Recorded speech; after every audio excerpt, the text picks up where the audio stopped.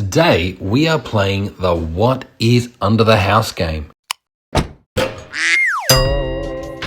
So recently, we've moved from Melbourne's outer east to Melbourne's slightly more outer east. And as we all know, moving house involves sorting through all the junk and all the stuff that's been lying under the house for the last decade or so.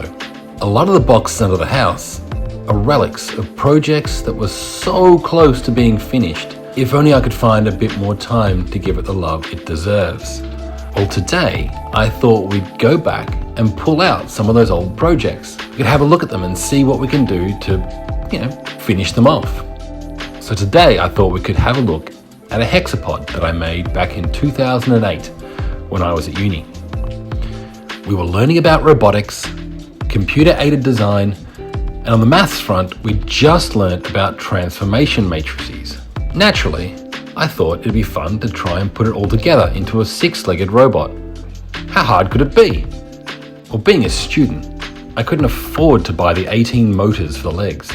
So for almost a year, I played with simulations of the robot that I made in MATLAB, and finally built the robot once I'd saved up enough money for the 18 servos.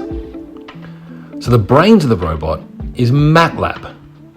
Yep, MATLAB. At uni, we were using MATLAB for a lot of matrix multiplication. And when I'd finished the tutorials early, I'd just continue doing the inverse kinematics matrix calculations. Over time, they got more and more complicated and pretty soon it was just easier to keep programming the whole thing in MATLAB. So the output of the MATLAB program is 18 servo positions, one for each joint of the legs. And those angles were turned into servo pulses and then sent to a Lynx Motion SSC32. The SSC32 stands for Serial Servo Controller. And funnily enough, it has the ability to control 32 servo motors.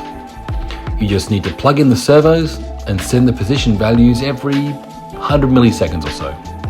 The servos were high-tech hobby servos, 6 HS475HBs and 12 HS645MGs. The body itself was made of scrap plastic, mostly acrylic sheets that I found in bins around uni.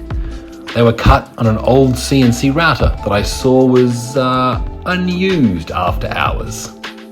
You can see there some wooden dowels that I used as shafts for the skateboard bearings. Some sand mixed with PVA glue, some black and red spray paint gave the robot that rusty look. Now my biggest regret with this whole robot is I hardly have any photos or videos of it working. I have no evidence whatsoever of the MATLAB simulation that I was really proud of, and there's only a short video of the robot in action, and it's not even that long. My initial plan was to take some more videos of it working, but a lot's happened in the last 15 years, and over that time, I've lost the MATLAB program, and I've broken a couple of the legs.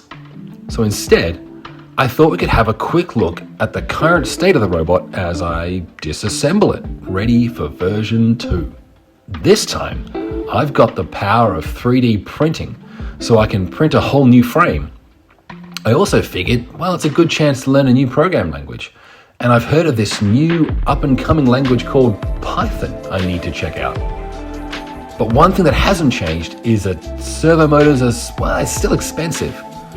So for my first reincarnation of the hexapod, I'm going to borrow the old servos from version 1. Then, once I've got it back into working order, we can start looking at how we're going to improve it. So while I unceremoniously pull apart the robot, here's the only video that I have of the robot working from 15 years ago.